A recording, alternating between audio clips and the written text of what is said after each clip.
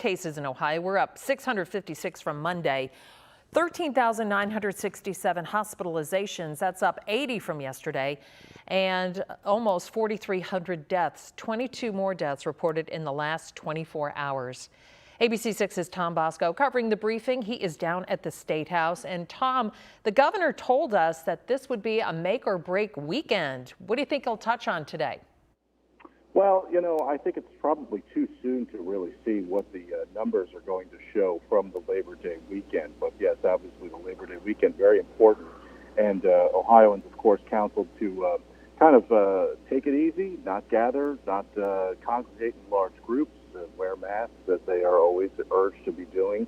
So we'll see. But again, we don't anticipate any numbers that really will display or show what happened over the Labor Day weekend. Interesting to note that the numbers for the past couple of days, the numbers of new cases have gone down.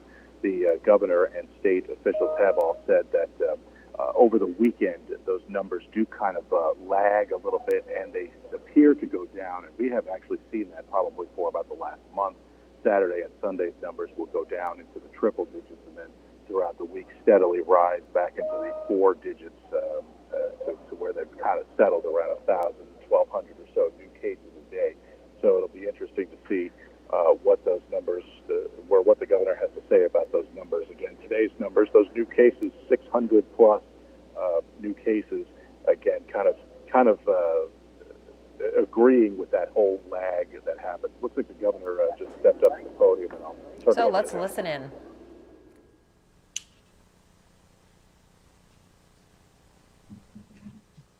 The mask I was wearing is from one of my favorite places, the National Museum of the Great Lakes in Toledo. If you've not been there, it is a fun place, fun for kids, fun for adults. Great place.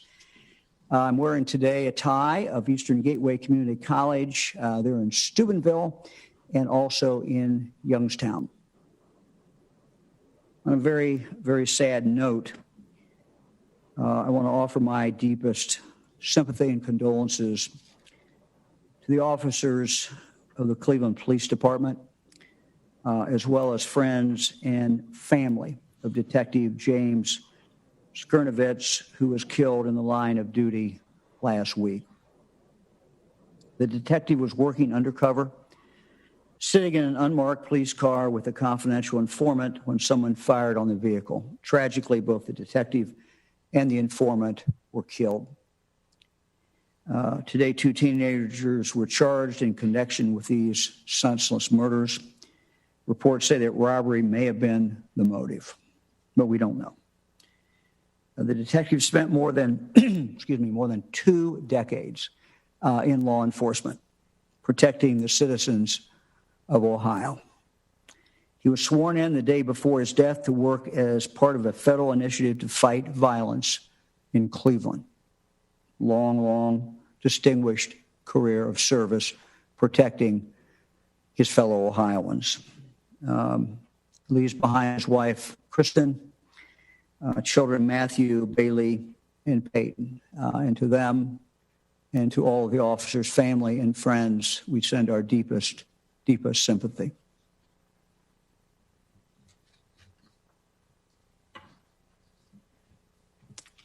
Well, now that Labor Day has marked the official end of summer, schools are starting back in. Many of them have been in for several weeks.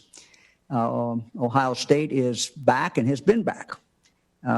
It's really my pleasure today to introduce you to the president of Ohio State, Dr. Christina Johnson, who I've been talking to quite often. I think she officially became the president of Ohio State on September 1, but I know that she has been very involved for the few weeks leading up to that. Dr. Johnson, thank you very much for joining us.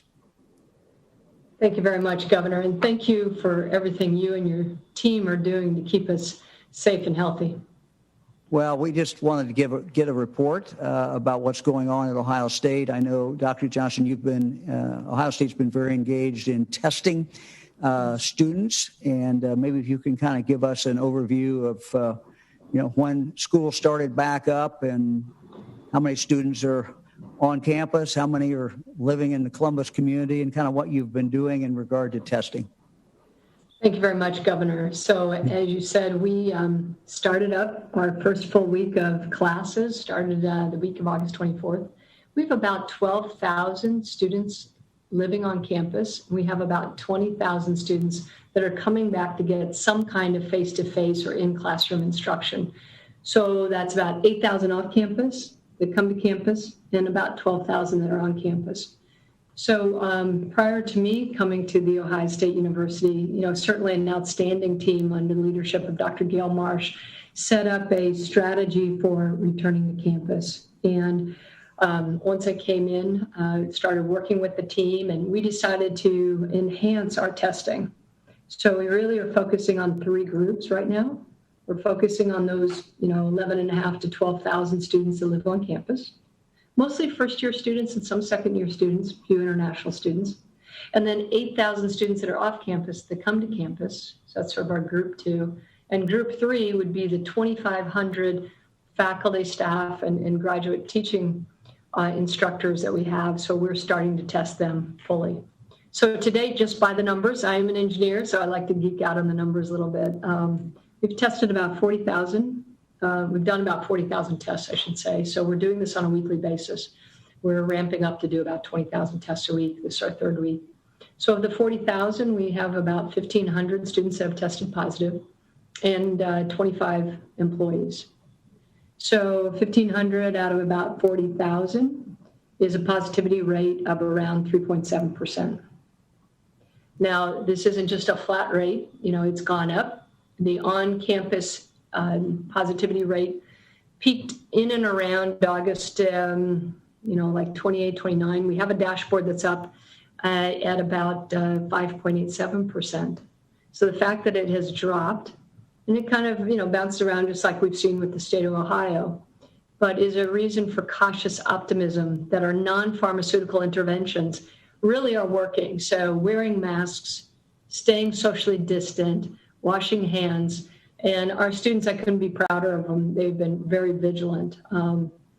Off campus, we had a pretty high number when we started testing them at scale last week. I think that it was at or over 11%. And now that's dropped in the recent dashboard. It is at about 5.45% for the last 24 hours. So we're seeing that, again, when I walk around campus and I walk around Columbus, I see our students more on campus. We need our off-campus students, faculty, and staff, and individuals in Columbus to be ever so vigilant wearing masks. But wearing the masks, staying socially distanced, it really works. So that's sort of the status with regard to testing, sir. So, Doctor, as I recall, I think you may have told me that when students came back, you started, of course, the testing, and that's kind of snapshot the first couple of days back. The numbers were, I think, pretty low. That's correct, right. Somewhere around 0.5% I think you told me, something like that. And then, is that right, or am I wrong? No, I think you're close. I don't remember exactly, but I think it was certainly less than 2%. Maybe it was 1.5%. I think that was the number, but low, as you said. Then it goes up, right? And now it's coming down. And I think that what is going on in Ohio State is instructive because you are doing a very, very significant amount of testing. So you really have a very good feel for what is going on. And I think, that might be helpful to, other places, particularly colleges, universities who might not have the capability to do the extensive testing that you were doing. So it sounds like they weren't bringing it in at a very high rate. Students get together, do what students do what we all do, and this gets up. But obviously your messaging sounds like it is having some impact now, and the kind of maybe peer pressure. But I wonder if you could maybe talk a little bit about that. Why do you think it's starting to come down or is coming down? Right. Well, I think there's a couple things, and thank you, Governor. I think one of the things we recognized is we really had to amp up our contact tracing. So as soon as we get back a result that a student, faculty, or staff is positive, we start contact tracing immediately. So then we were able to isolate and quarantine those individuals that needed to be isolated, quarantined, or treated. So I think that was one thing. The second thing is that our student life organization, led by Dr. Melissa Shivers, has just been outstanding. And she's really engaged the whole community on Together as Buckeyes. So it's taking the pledge, recognizing that, yes, we can do alternative programming and still enjoy, but at a distance, the college experience. And I think that it was, as you said, students coming together for the first time and not recognizing that it's pretty easy to transmit this virus, but it's also pretty easy if you do just a couple things, wear a mask and stay socially distant, to stop it transmitting. And so I think that was another thing. I think a third thing is that we have a College of Public Health led by Dr. Amy Fairchild, and they started modeling certain behaviors and then modeling how those behaviors translate into positive cases, and then what our capacity would need to be in order to trace and then isolate and quarantine. And so I think coming together, the Wexner Medical Center has been superb. They do about 500 tests a day for us for symptomatic. So the way we've parsed it is we have the student health system services and the Wexner Medical Center be available for symptomatic individuals. And then we do the asymptomatic tracing through a third-party provider, because the last thing we want to do is take up any of the capacity from the state of Ohio for Ohioans that need access to the testing. So that's been our strategy. And I think that Together as Buckeyes, we've engaged great athletic director Gene Smith. He's gotten the athletes. They've done these social media campaigns about what's your why? Why are you going to wear a mask, and why are you going to socially distance? For me, I came back to the academy because I love the students. I want to see the students out there on the oval. I want to see the faculty, the staff. I want to attend all the performances and the lectures and the richness that just drives a university. And that's my why. And each of us has a why. And if we just dig down and pull up that why, I think it's pretty straightforward why we want to do the things that will keep us safe. Doctor, that you expressed that very, very well. We each have a reason. We each have a goal. And I assume for many students, it's simply to be on campus, to be part of Ohio State or be part of whatever college that they're going to. You mentioned a kind of a difference in numbers between off campus and on campus. And I'm going to make a statement. You don't have to agree with it, but I just assume that it's easier for a college to control what's going on directly on campus. Classrooms, for example, you can do the social distancing. You can do those things. When people are off campus, they might be. You have thousands of students who are in non-Ohio State housing. So I assume that maybe gets a little more difficult. You want to comment on that?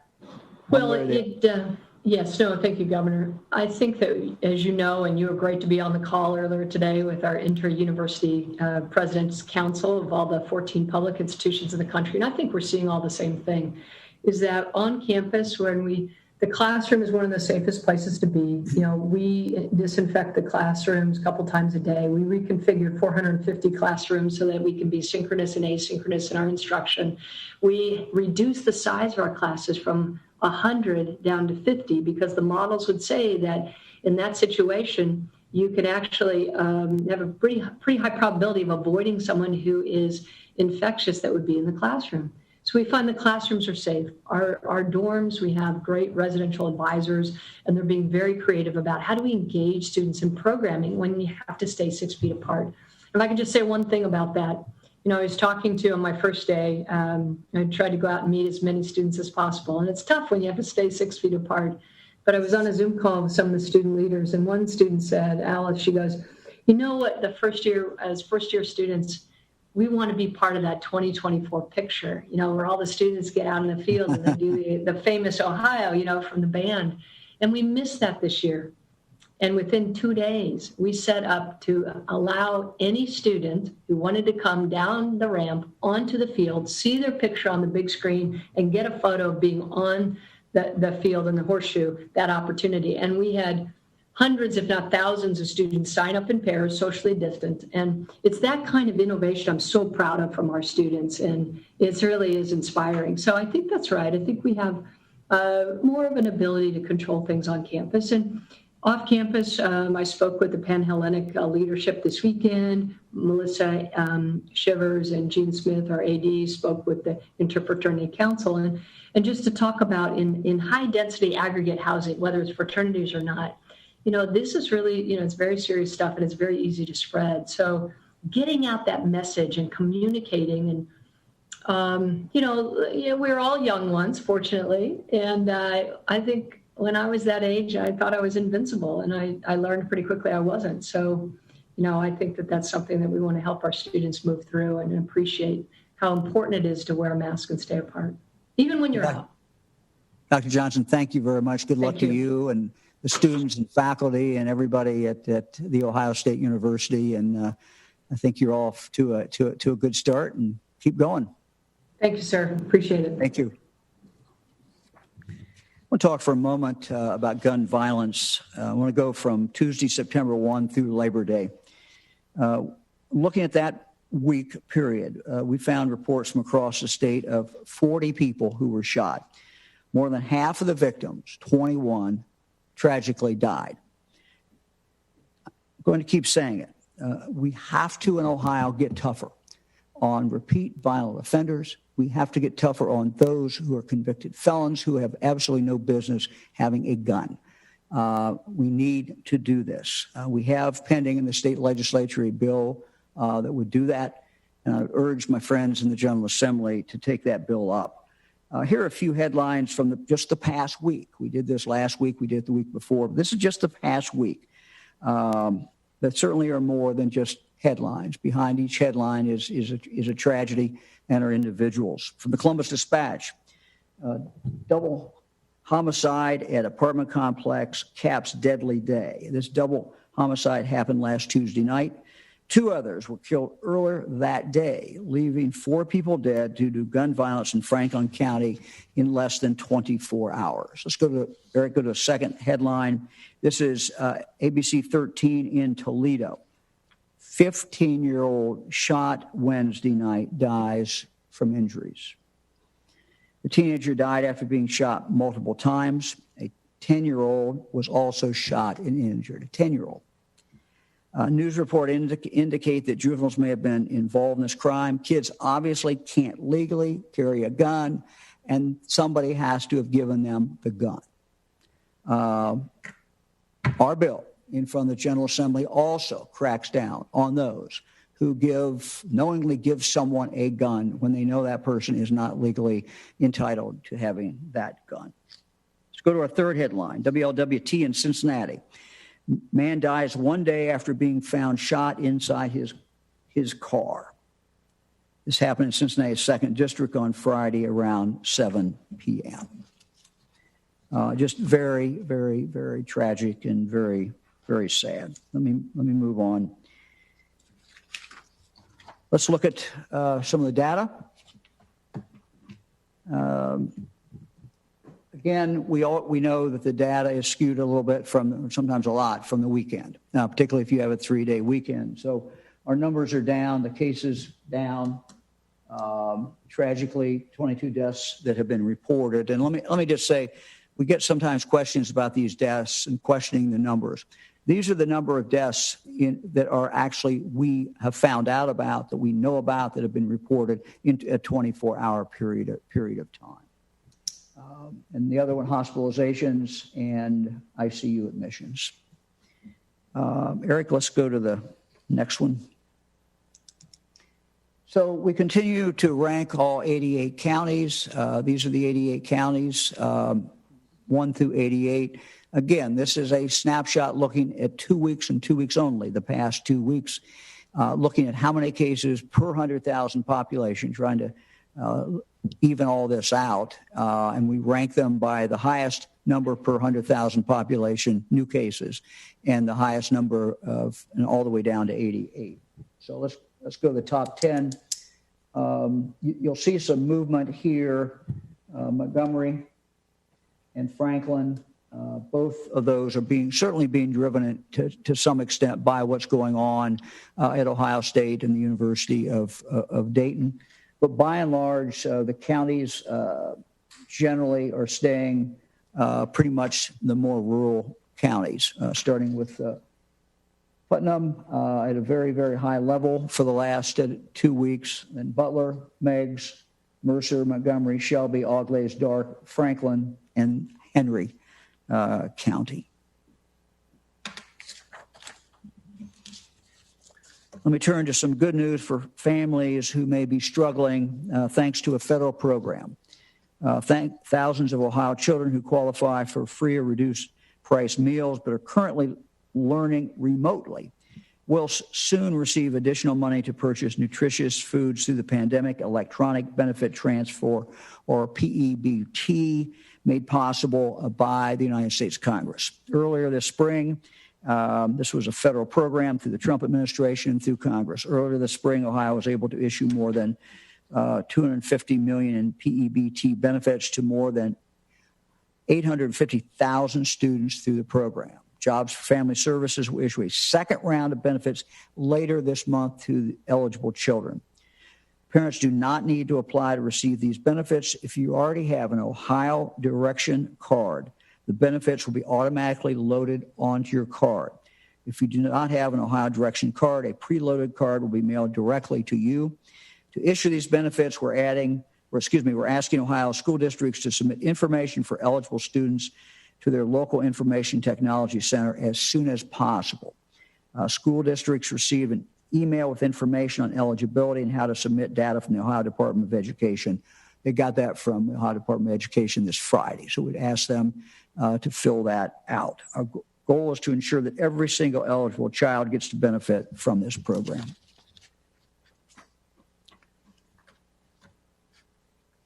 Speaking of children, we know that many of you are making decisions about activities for your children this school year and really making decisions about what your family is going to do or not do. The Cleveland Clinic, in conjunction with Clorox, put together a fantastic resource called Safer at Home. It's available at clevelandclinic.org/COVID-19 ATHOME. What I think is particularly valuable is a matrix that they have come up with to help families weigh the risk of contracting COVID-19. Joining us today is the Associate Chief Safety and Quality Officer at the Cleveland Clinic, Dr. Aaron Hamilton, to kind of explain that. Dr. Hamilton, thank you very much for joining us. Thank you, Governor, and good afternoon. I wanted to express some gratitude just to start for you and your team's leadership for all Ohioans through the pandemic. So I'm really thrilled to be able to come here and talk a little bit about a framework for people to think, families to think about as they make decisions, as you mentioned, about what they're going to be doing, returning to different activities. And as we return to a community that's looking more and more normal, the natural question is, what is safe? What is not safe? How do I make sure that I'm safe, my family's safe, my community's safe? And I think one of the things that I see is that all the questions that come up, things can get complex very quickly. And what people lack is just a simple framework to kind of make assessments about what's the level of risk. And then people are then empowered to make decisions on their own. And I think about that framework very, very simply in terms of time, space, and people. And the time part is really about time. How much time are you going to spend at activity? Is it a little amount of time? Is it a long activity? And in that same time dimension, I think about how frequently you're going to be doing an activity. So it's both the duration of time and then the frequency. So time, then space. Is this an indoor activity? Is it an outdoor activity? Is there the ability to socially distance? How can you spread out or not? Needs to be taken into consideration. And then lastly, people. And we don't think about this a lot, but I urge families and folks to consider how well do you know the people that you're going to be interacting with, and how well do you know that they're adhering to the safe guidelines that we've put out there. And I think actually President Johnson did an amazing job of outlining what some of those simple things that have been really effective for us in Ohio and across the country, across the globe. And it begins and ends really with hand hygiene and washing our hands. It's about face coverings or masks. And it's about providing appropriate physical distancing and thinking about that 6 feet, all the markings we see on the floors when we go out into the community, in our schools, and otherwise.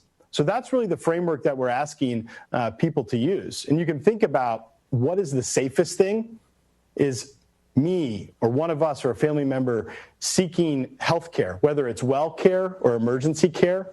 Our healthcare institutions in the state of Ohio are open and they are safe. So that is on the spectrum, extremely safe.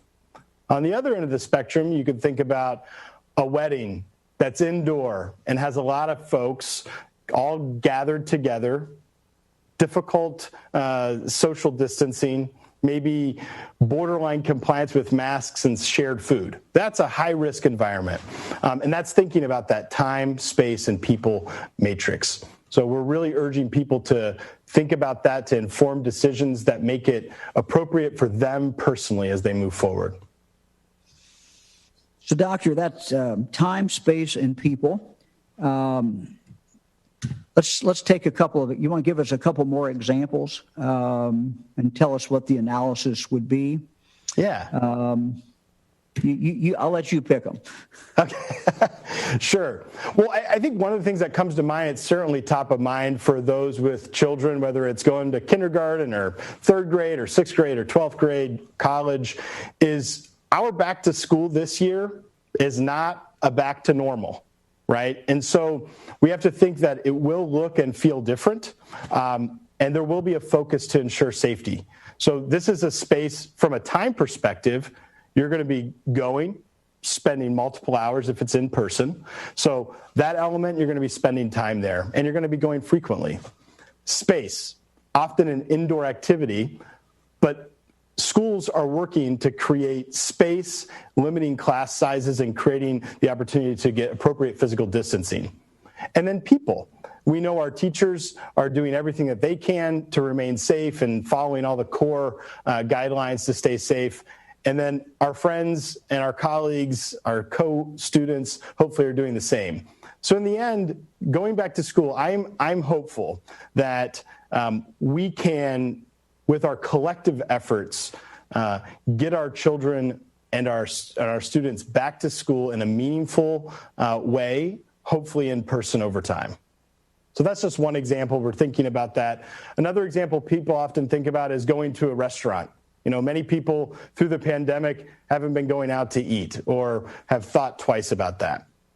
And I think what I ask people to do there is to understand those decisions around time, space, and people is call ahead. Find out what the restaurant's doing. Think about carry out. Think about if there's outdoor dining. And think about if employees in that restaurant are required to wear masks or not. And that helps you make a decision for you personally. I think the last thing is thinking about how we get together with our friends and family. And these can be difficult conversations. And I think it's important, I'll focus here on the people part, is sometimes, it's important to understand what our families and what our friends are doing, if they're wearing masks, if they're appropriately socially distancing, and we have to use that and incorporate that and decide maybe it's better to do a Zoom visit or a FaceTime call with family this week as opposed to getting together in person. So we have to think about that in all the decisions we make to get together. Let's say I decide I'm get up some morning or later in the afternoon, I decide I want to go walk on a bike path. Yeah.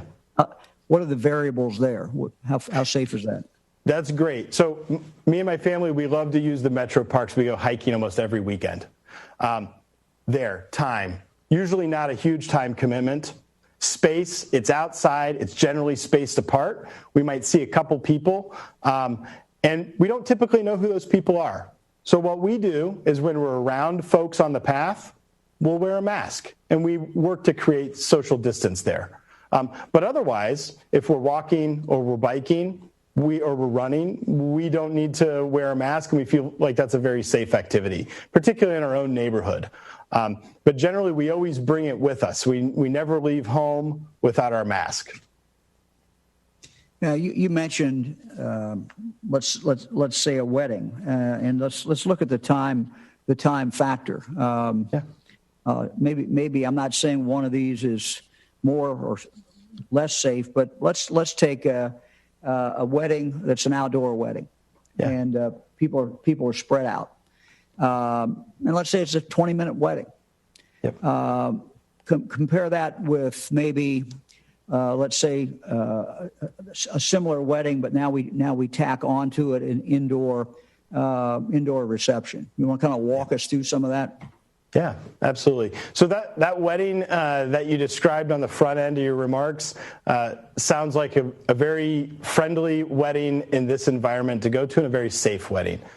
Outside, short, you generally know the folks, you're able to space out and create distance, great. The reception indoor then is a decision that I actually ask people to make for themselves. So you say, what kind of space is there? Are people wearing masks indoors or not? And you have to make a judgment call about what's comfortable for you. But clearly that's getting a little bit higher risk than actually ceremony part that you described. So in the rubric that I was describing, I think it's slightly riskier. But, I think one of the things I think about, and we all should think about, is approaching the pandemic with compassion and empathy, and understanding that, we have to continue to kind of live and make choices that we feel good about and are mindful of our fellow citizens. And I think these are individual decisions, and what we want to provide is that framework that makes people be able to kind of measure what the amount of risk that people are going to take on is. And I think that's the best way to take on this pandemic and to continue to kind of keep our numbers down. Dr. Hamilton, thank you very much for joining us. If anyone wants to read more about this, where can they read more about what you're doing and maybe what you've been writing about? Yes, absolutely. So on the clevelandclinic.org website, you described we have a Safer at Home guide. It is open access and free to anybody. We also have return to work documents. And so those are very extensive. So if you have more detailed questions, you can see where we can talk about the best way to stay safe at home and to stay safe at work. Dr. Hamilton, thank you. We appreciate it. Thank you. Absolutely. Very much. And now, to honor our great Ohio history, the Ohio History Connection is once again hosting what they call the Ohio Open Doors event, this time virtually, to recognize our state's historic places. This event, which begins Friday, invites Ohioans to virtually visit historic landmarks and properties. Ohioans can go to ohiohistory.org/open doors to learn more about this event. It's a great opportunity to learn more about Ohio's heritage and encourage everyone. And I certainly encourage everyone to go check that out. Again, this is something that happens every year in person. This year, you can't be in person, but you can, from the comfort of your home, go check out a lot of Ohio history. Now, before I turn it over to Lieutenant Governor, I want to talk about a rumor.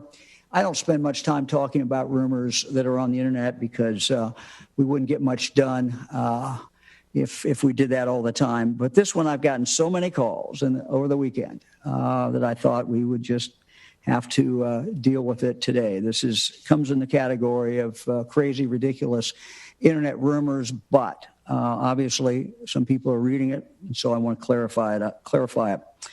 I want to clear up any confusion about the latest non-congregate sheltering order that is getting all of this attention. To understand it, we have to go back to March 13th when President Trump declared a national emergency for coronavirus. Following that, on March 20th, the state of Ohio and FEMA, Trump administration FEMA, entered into an agreement authorizing Ohio to apply for emergency protecting measures, including non-congregate sheltering. In other words, the federal government would help us pay for that if that was needed. On March 31st, President Trump approved a major disaster declaration for Ohio. On that day, the Ohio Department of Health issued an order to comply with the federal government, what they asked us to do, that approved non-congregate sheltering for people who were unable to safely self-quarantine in their place of residence. The order provided that sheltering in non-congregate shelters, in other words, shelters where there weren't a bunch of people, but single places, should be determined by the local health officials and based on individuals' needs. This applies to people who may not be able to isolate at their homes or those who are living in shelters, for example. Now, make it very clear, this order does not create FEMA camps to force anyone to quarantine against their will, as has been reported on the internet. The order was first issued March 31st. It was renewed on April 29th, same order, and again on August 31st. This order creates a funding mechanism to allow for federal reimbursement for those looking to create places for people to safely isolate or quarantine. Has been used in a few cases in Ohio, and actually has not been used very often.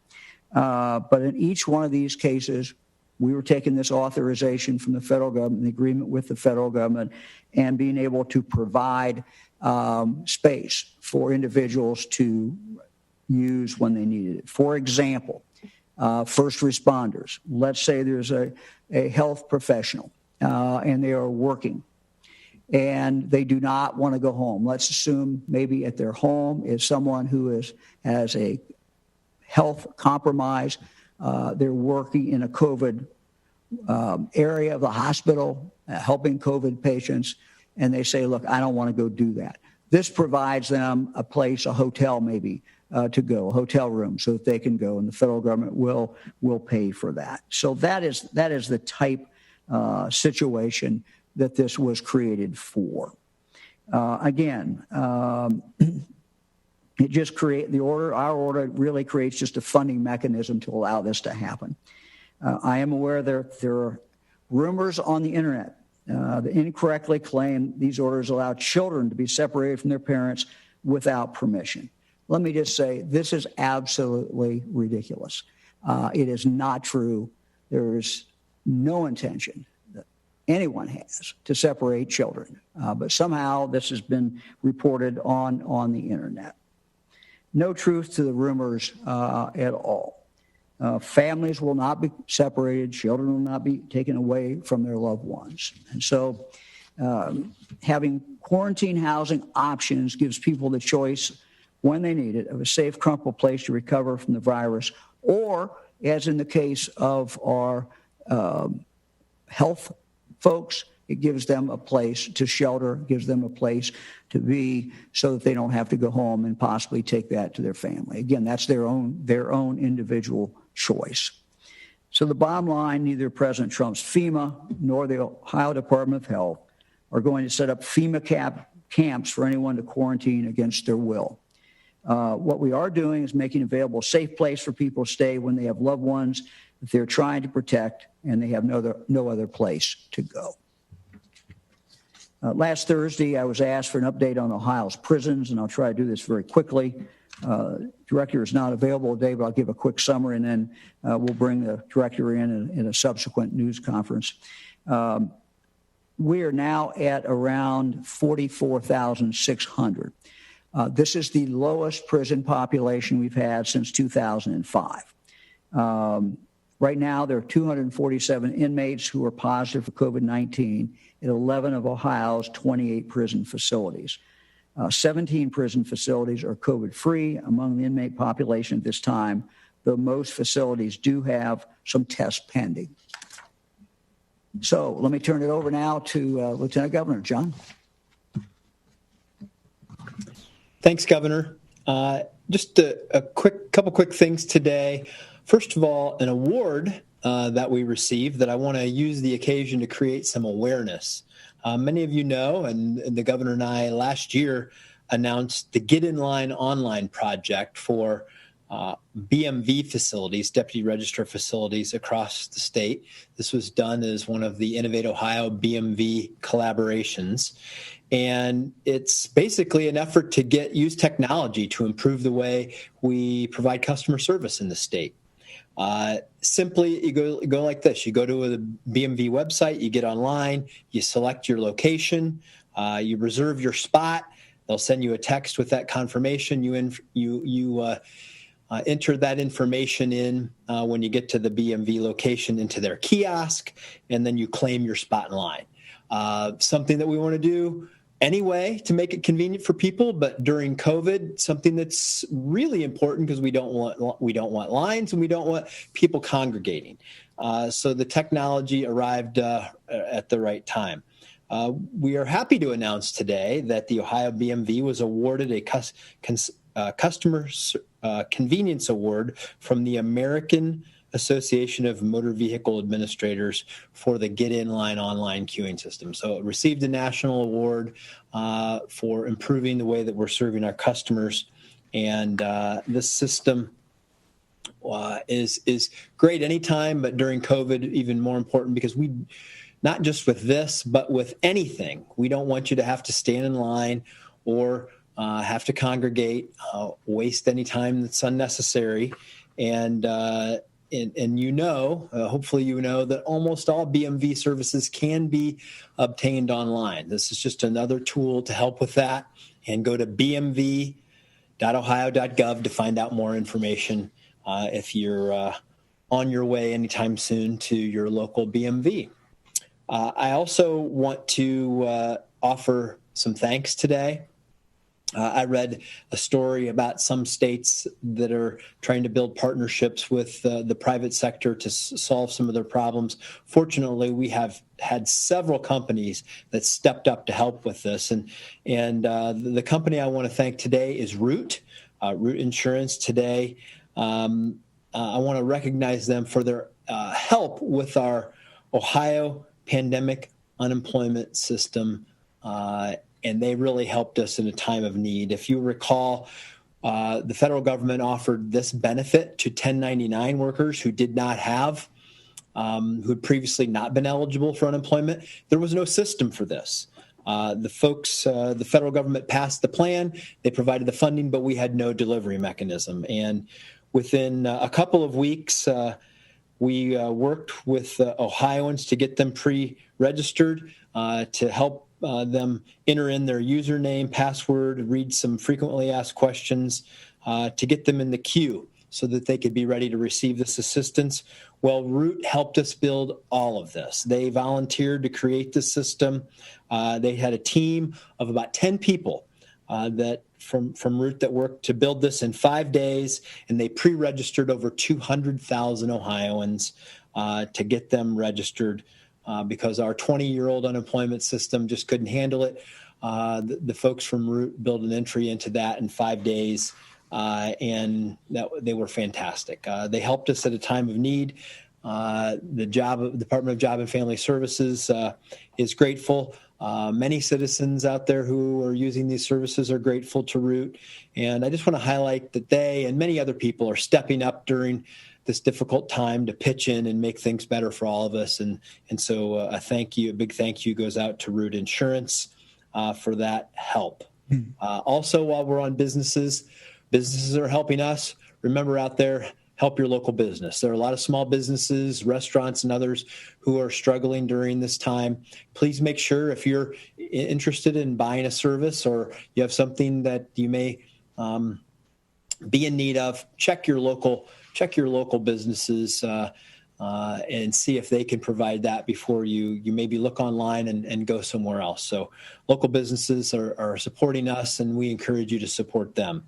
And then finally, Governor, on a solemn note, I want to just take a moment to honor the life and share, I know, which is yours, and my condolences for Patrick Sweeney, the great Ohio legislator, served in both the Ohio House and Senate from the Cleveland area, was a fixture on Capitol Square at getting things done, not only for all Ohioans, but for Northeast Ohio. And we want to honor his life and service. So thank you.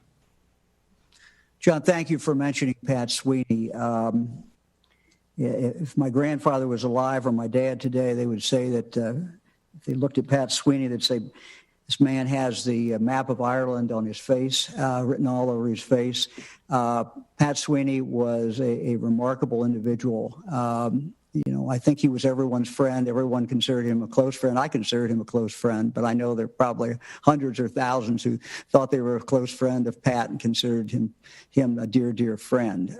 Pat Sweeney had the ability to look at big problems in the state come up with big solutions, but he never forgot the individuals. He never forgot the people who were most in need of whatever that particular program was or whatever that particular policy was. So he had the ability to combine it really on the ground level with individuals, but to see the big picture. And so we were just very saddened to see Pat leave us. Pat Sweeney was a true statesman, and our condolence goes out to his dear family. We're ready for questions. Governor, your first question today is from Joe Ingles at Ohio Public Radio and Television. Hello, Governor. How are you today? Well, Joe, thank you. I want to ask you, we've got these students who are in college right now, and as President Johnson was talking about, they are testing positive.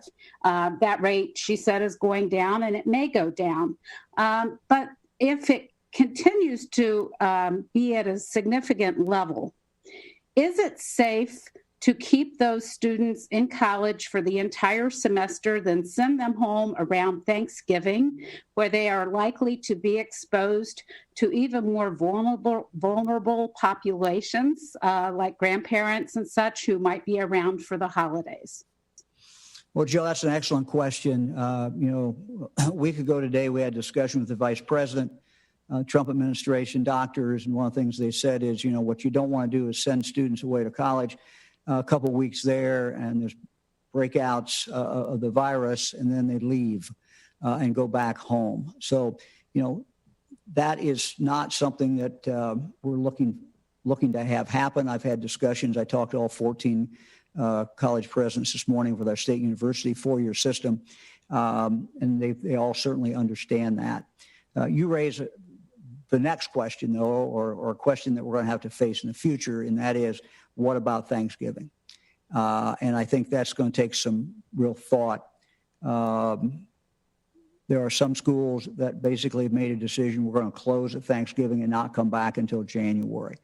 Again, though, it raises the question of whenever they leave college, and if the rate is high there, what are the precautions before they go back home?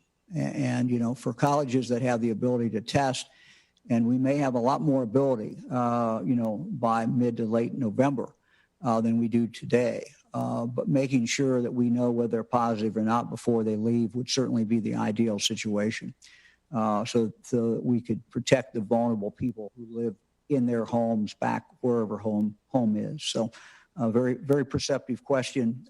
It's a work in progress, but I think your sentiment is absolutely correct. Next question is from Scott Hallis at the Xenia Daily Gazette. Hey, Governor. Scott. Thank you. How you doing? Hey, good. Good. Hey, so we're 2 weeks into the high school football season, and a few weeks into that and other sports. What have you heard back from the folks who are doing the compliance checking as far as the requirements for football? I've seen things on social media, but you can't trust everything on social media, obviously. But what kind of assessment have you heard back so far? Well, Scott, I don't have any statistics. I was on a conference call 7:15 this morning we do this every Monday morning with all the health directors around the state. To my knowledge, there was nothing mentioned about football or any other sport. We talked about a lot of different things, a lot of different problems. So that has not, I'm not saying there has not been some problems. There may be some quarantining because one person on that team or more than one, tested positive or had the symptoms. But at least as expressed to me by health directors, the much, much bigger concern is what young people do, not on the playing field or the practice field, but what they, nor in the classroom, but rather what they're doing other times.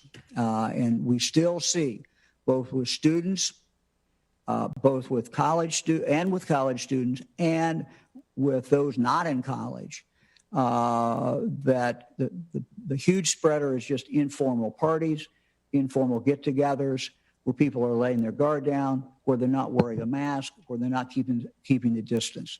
So this is occurring at all ages. We're seeing a lot of it, of course, at the college level. But those would at least appear from what I'm seeing to be a much bigger problem than the athletes practicing or playing themselves. But, as you said, it's only 2 weeks in. We're going to obviously continue to watch this. I think the schools and the athletic directors and the coaches are working very closely with their local health department. And again, if anyone's not out there, we just encourage you to do it, because this is really the key for us to move forward, not just with sports, but it's the key to us moving forward and keeping kids in school. Governor, thank you. Governor, I would John. Yeah, John. Would add on the high school, the Ohio High School Athletic Association has been sending out observers to look at what's happening and to help the schools make sure that they're in compliance. I don't have a report on what happened in week 2 of football season, but in the first week they found almost complete compliance. There were a couple minor challenges here and there, but they literally coached them up. They helped the local schools understand what they needed to do. But there was, widespread compliance, and things look pretty good in the initial reports. And we'll have continued information, because we know usually it goes that way. When we start out, we do a pretty good job with it, and then maybe we let it slide a little bit, and we just need to make sure that doesn't happen, because so far so good. Yeah, I think people are working very hard at the event itself. It's just the other things in life sometimes get in the way, not just with athletes, but with everyone. But I think by and large, the schools are doing a very good job. I think the athletic side of the schools are doing a good job as well. Next question is from Max Philby at the Columbus Dispatch. Hey, Governor. Hope you had a good holiday weekend.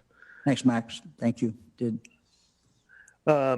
So going off of some stuff this weekend, and also the rumor that you were talking about briefly, as a COVID-19 vaccine becomes available, would you get one? And secondly, with the rumor you were talking about, how important is it to dispel some of these conspiracy theories and things floating out there like that? Well, yes, I would get a vaccine. And I think, let me just make a comment about the vaccine. I watched some of the news over the weekend, national news, and watched some of the news this morning. Look, the more we can do to take down the politics in regard to the vaccine, look, I think we should look to our scientists and our doctors, let them do what they do. Let them work to develop this and work to develop it in a safe way. So I think that, that is very, very important. And look, the people of this country are going to follow the news.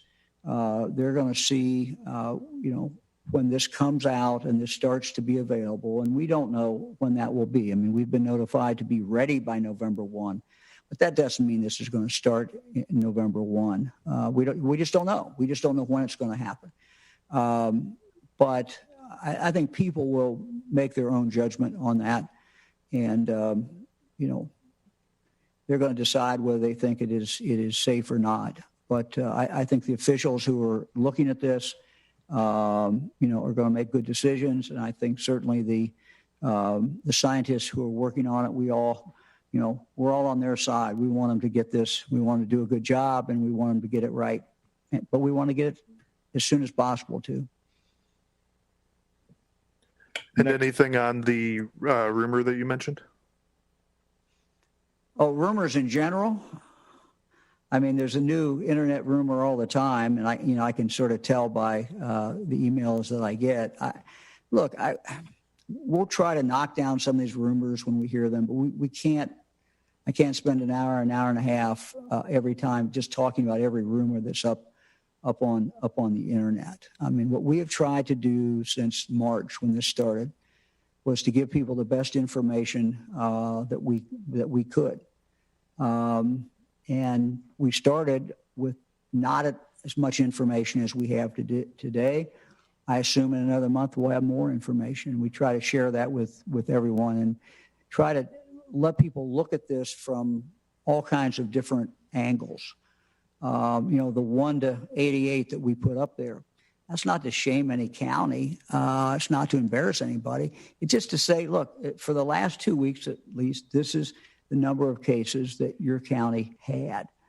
And it just sort of tells you something about the spread that is going on in the county. So our goal is to arm people with as much information as we can so that they can make the rational decisions that they would want to be able to make. Next question is from Ben Schwartz at WCPO in Cincinnati. Hey, Ben. Hi, Governor. I want to ask today a question sent in by a WCPO viewer. This viewer is concerned about his parents in their 90s. He'd like to take his parents to get flu shots, but doesn't feel it would be safe for them to go into a drugstore or doctor's office. I'm wondering if Ohio has any kind of plan to help administer things such as flu shots to people who are unable or unwilling to travel to places where they feel they might catch COVID-19. Yeah, Ben, let me check to see what kind of programs we have, and I'll report back next time. I think that, my experience, and I understand the hesitancy of the people have to go out if they're in their 90s. But, as I've talked to physicians and talked to people in the medical community, they've emphasized how important it is to get this flu shot. And I asked a doctor the other day, I said, well, when should you get that? The answer was now. You should go ahead and get it now. So I think that for anyone, getting that flu shot is in fact, very, very important. And I know that doctors' offices have really done, and clinics, hospitals have been very, very careful when they have someone come in. You'll see them in with masks. I went into a medical facility the other day, and everyone who was there, who was working there, had a mask on and a shield on. They had both of those. So they're very, very careful. And so I would, urge people, if you have the ability to get out or have somebody that can take you out, go ahead and not delay. Go ahead and actually get those shots. Get that shot. Next question is from Jackie Borchert at the Cincinnati Enquirer. Good afternoon, Governor. You released the health department released the order on school reporting late last week.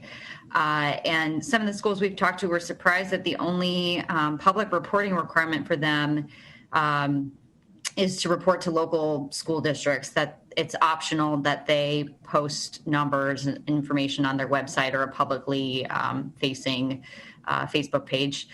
Why make it optional for schools to report their numbers to the public? Jackie, I'll go back and look at that. Our intent was that, the schools, first of all, their first obligation is to the students and the parents of the students, and that they should, inform them. And what we said is they have an obligation to, which most of them do anyway, to inform anybody who's in that classroom if there was a child in that classroom who comes back and is positive. Then take it the next step also is, any parent of a child in the building where there is COVID certainly should know that as well. We also set up a mechanism where, this data will in fact get reported. Now, we did have some schools that did express a concern, about reporting numbers, and particularly in a small, actually by building or a small setting. So their pushback was in regard to, that type of information might be so specific that it would disclose the fact that someone was COVID, which obviously you cannot do under the law.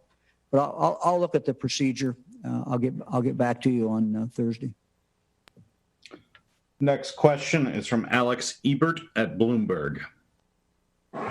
Good afternoon, Governor. Thanks for having us. Have we seen the COVID spikes in colleges across the state translate into higher rates of hospitalization at community hospitals in those areas, or are the positive cases currently being mostly contained to campus? Thank you. Yeah, I don't think we've seen that transfer into higher number of people going into the hospital. In fact, I think that's not been true. One of the concerns is a kind of a ping pong ball effect. Let's say someone who gets infected who's 18. As I expressed a few minutes ago, the concern is they go back home and they infect someone else. I know there's also a concern with some of the health departments that some of our universities, some of our schools, with when they're showing a number of young people coming down, students coming down with this, they're concerned about that possible spread out into the community. But to my knowledge, we have not seen much of that yet, nor have we seen, hospitalization. I mean, what we do know is while a 20-year-old can get pretty sick, they usually do not end up in the hospital. Next question is from Jack Windsor at WMFD in Mansfield. Hey, Jack. Hi, Governor. This question comes from one of our viewers who is a parent. And it says, quote, "The CDC said kids are not getting seriously sick from coronavirus, not passing it to teachers. The White House medical advisor said the same and went on to say kids should not be wearing masks or distancing. These are experts, yet we are putting a lot on our kids to handle tough emotions, educational handicaps, and then making them feel responsible for the health of their teachers and other adults. The state site says cases and hospitalizations peaked about 10 days before the state mask mandate. As a parent, I worry about the health risks of those masks, bacterial and viral infections, but also the emotional consequences. The question, Governor, is why are we putting the health of adults on our kids instead of letting the parents and grandparents take ultimate responsibility? And will our kids ever be without masks in schools? Thank you. Well, let's talk a little bit about that. The science on masks, I think, is overwhelming. We've had a number of experts who have talked at our press conferences, but you don't have to look at our press conferences. You can look at, any number of places where experts have said, the importance of masks. Masks are very, very, very important.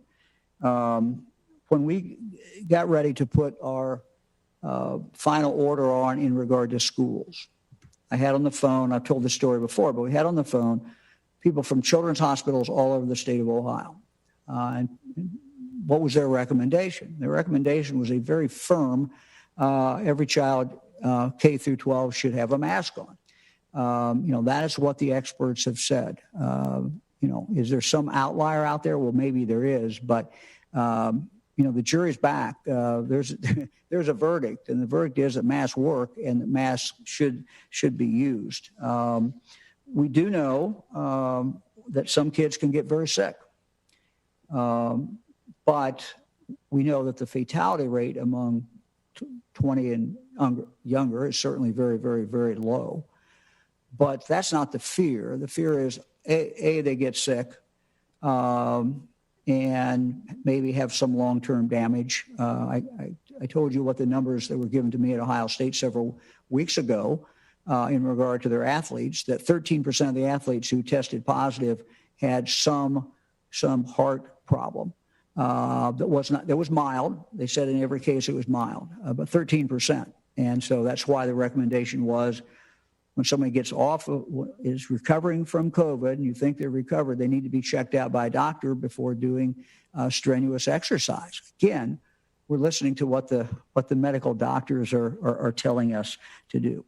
Finally, we know that children spread. And the real concern for the community is young person gets it, they take it back home, there's a grandparent there, there's someone in the home who has a sibling, someone who has a medical problem, and then that person gets it, and then, we have all the consequences of that. So we're going to continue to look at the medical science, listen to the medical community, listen to our doctors, and try to make our judgments based upon that. Next question is from Laura Hancock at cleveland.com. Hi, Governor DeWine. Hey, Laura. Hi, we've had a few recent tragedies in the state, including one in Shaker Heights. couple weeks ago, which appears that a father was struggling with mental health issues, and he took his life and the lives of his family. As we head into shorter and colder days this fall, and people are becoming more isolated, are you concerned about whether the state has enough resources to help people with mental health issues during the pandemic? And what can we do as individual Ohioans to help those struggling to prevent these kinds of tragedies? Yeah, I think what we can do as individuals is try to think every day about, who we know, friend of ours, acquaintance of ours, that might be feeling isolated because they're in a nursing home, because they're at home by themselves and just don't have anybody. So I think that's something that everybody, and I will try to do that. I try to do that every day. I don't do it every day, but I'll try to do that today. And if everyone watching this could do that and pick up the phone, call somebody, whether you're related to them or not, and just kind of reach out to them. That's a small thing, but it's something that if enough of us do that, that does in fact make a difference. Second, I would say that, I'm not the expert on isolation. I'm not the expert, certainly on mental health issues.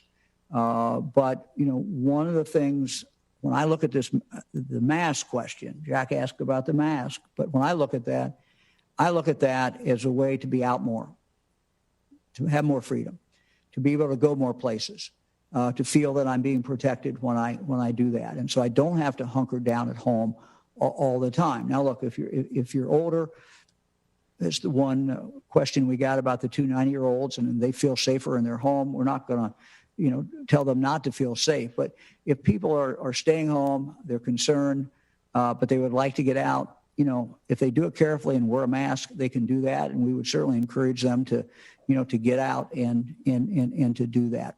I also know, just finally, that Director Laura Chris, who we've had on here before, heads up our mental health and addiction services department.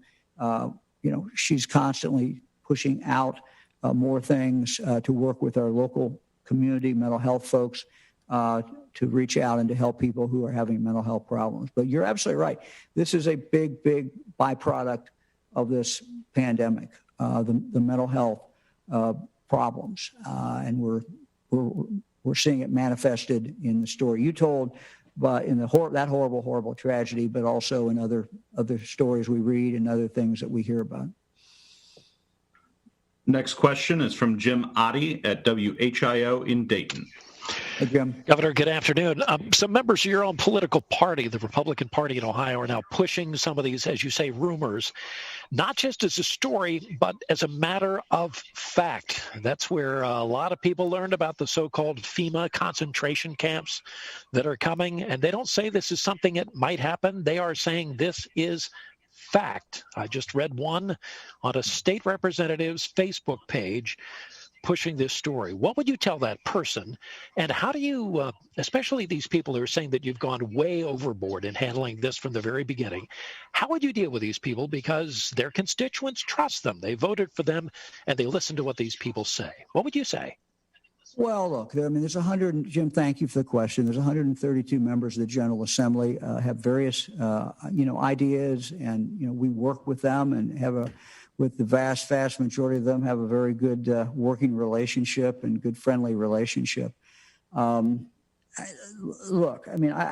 think that there are rumors out there, and we all like the internet. We all use the internet. We all kind of like the modern world that we live in. But we all have to, I think, admit that there are some downsides to the internet. And, there is no editing.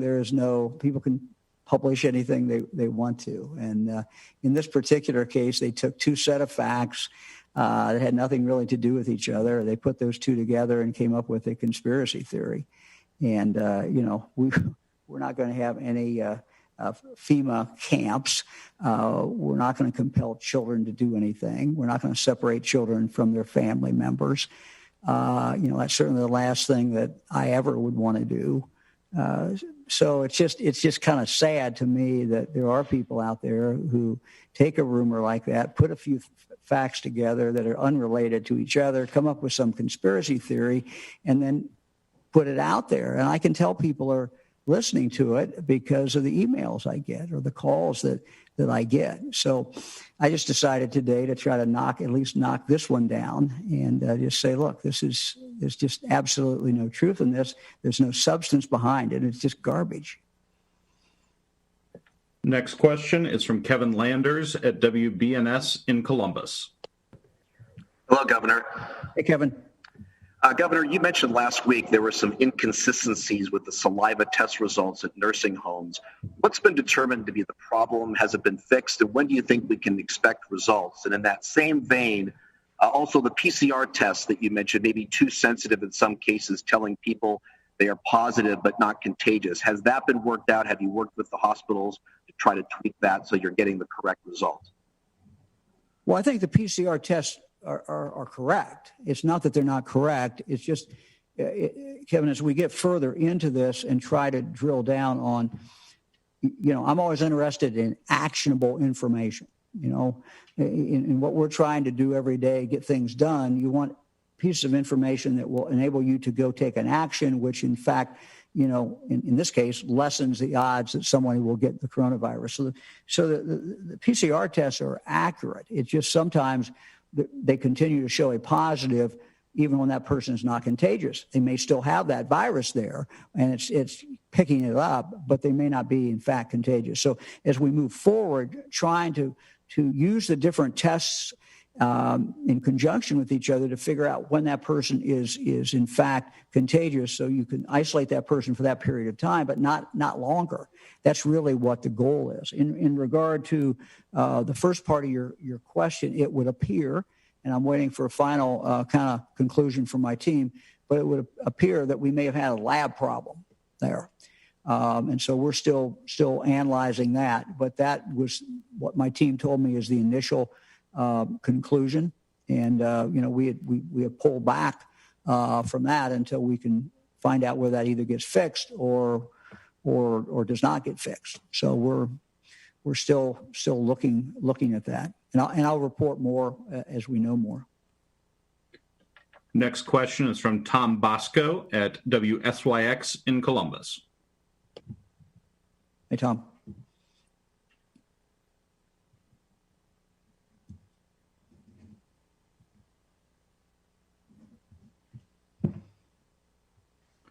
We'll come back to Tom. Next question is from Marty Schladen at the Ohio Capital Journal. Good afternoon, Governor. Marty. Can you give us a quick update on the federal unemployment supplement, the $300 a week that's supposedly coming our way? Fortune's got a story up saying that it's going to run out really quickly. So can you give us an update on when people can expect to see this money and how long it'll last? Yeah, I've not checked back in the last few days. Initially, we were told that this would be that we would be able to get it out in the latter part of September. So in the next few weeks. I don't know if the lieutenant governor has any update on that, or sometimes John can text someone and get an answer before we go off the air. So I don't know if you have anything else on John or not. Yeah, Governor, we're still set for mid to late September rollout of that to people. And I believe Ohio was approved for over $700 million. And so when that money runs out, it will run out. I'll confirm that number, though, before the end of the news conference, so we have the exact number on how much we've been approved for. Thanks, Marty. We'll go back to Tom Bosco at WSYX in Columbus.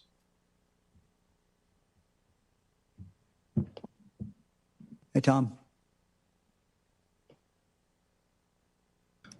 Hi, Governor. Can you hear me now? I'm so sorry. Hey, I can hear you now. Yep. Oh, good. Yeah. Yep. Sorry. This is my first Zoom call with you since you've been doing these from Cedarville. I'm sorry that Dr. Johnson's not still with us because this is probably a better question for her, but I want to know if you've had any conversations with her about Big Ten football. I know how she voted when it was time for that. And now Senate Leader Matt Huffman and other lawmakers in other states have come out with a new letter to the Big Ten urging them to Are you hearing anything about the possibility of a chance of a season beginning in October? And did the Big Ten make the right call in their vote? Well, I don't know whether they made the right call or not, but I think there certainly is a decent chance of there being a season in football for the Big Ten, for Ohio State, which is what we're really concerned about. I talked to Gene Smith this morning about that issue. I'm not going to disclose our conversation other than I inquired about it. He told me it was still in play, still very much a possibility. But as you know, it's not a secret that Dr. Johnson's position, Ohio State's position, was to play. And, you know, I concur in that. Look, the key is always going to be how it is done. And, you know, as I've told some people, I don't know if I've said it publicly or not, but athletes at Ohio State, with their capability of testing, you know, very, very, very frequently, you know, could potentially be the safest people there with a couple things coming together. One, very, very close in time testing, and two, a real strong ethic to stay safe, to be able to play football. It's sort of the same thing we're hoping for and counting on for other students, not just at Ohio State, but across the state, that their desire to be there, to be in campus, to be able to participate in school will be a driving force that will hold them back from doing the party at 10 o'clock some night when someone invites you over and it sounds like it's a great idea. So we hope that push to have a year on campus, a year at Ohio State or a year at Miami or UD or Wittenberg or wherever, will be a motivating factor for all the students. And for the athletes, you know, we hope that plus the ability to play a sport that they love very, very much. So we'll see. I don't know what's going to happen in regard to the Buckeyes, but I know it's still very much in play. Governor, just wanted to give a quick update on the unemployment assistance. We've been approved for $717 million, and that will be paid out until the money's gone. And then at that point in time, we would need to see an action from Congress appropriating additional money to continue that program. Thanks, John. Governor, next question is the last question today, and it belongs to Dan Perlman of WCMH in Columbus. Hi, Governor. Franklin County is back in the top 10 for case occurrence. You said some of that was due to the number of cases at Ohio State. How concerned are you that those positive cases may lead to a spread within the greater Columbus or Franklin County community? Well, look, it's a concern, and you know, Dr. Johnson divided out the positivity among students who are on campus versus off campus. Off campus was higher. We know that the in Columbus, university is a part of the community, and so you have potential spread. So it is a concern, but the good news is, Ohio State is not just sitting there doing nothing. Ohio State is extremely aggressive, and they have the capability of doing the testing. And so not only are they messaging and trying to get students to understand this is what will prevent them from having a year at Ohio State if things really go south, but also they're doing very, very significant testing. And they're doing significant tracing. So, and they're working very closely with the health department, the Columbus Health Department. So, while it's always a concern, if you have a college, any place, and there's students who are testing positive, sure, that's a concern in the community. But, I've talked to a lot of college presidents, and I think they all understand that. They understand their responsibility. They understand what they have to do. And they're focused on it. So let me just conclude. I want to thank everybody. I will look forward to seeing you all on Thursday. I want to end with Joe Mullins and the Radio Ramblers and a tribute to the great state of Ohio. And let's just dedicate this to all Ohioans who have done, I think, a phenomenal job, who have kept this virus down, who've continued to fight it every day. And this is just a tribute to you, and thank you, and tribute to our absolutely wonderful state of Ohio. Eric?